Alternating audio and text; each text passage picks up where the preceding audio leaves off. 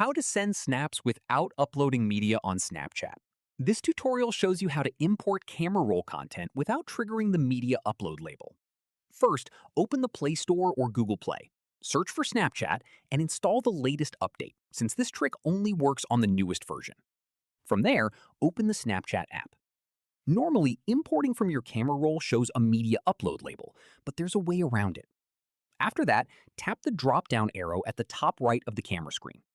At this point, select Director Mode from the options on the side, which looks like a small camera icon with a star.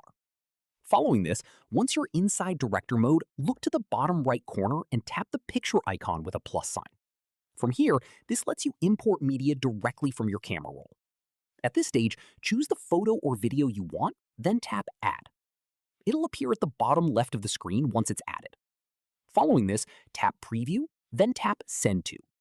From here, choose whether to send it to your story or to specific friends. The best part is it won't show the media upload tag at all. It'll look exactly like a regular snap taken in the moment. That's how you send snaps without uploading media on Snapchat. If this helped, drop a like, subscribe for more Android tutorials, and hit the bell so you don't miss the next one. Catch you then!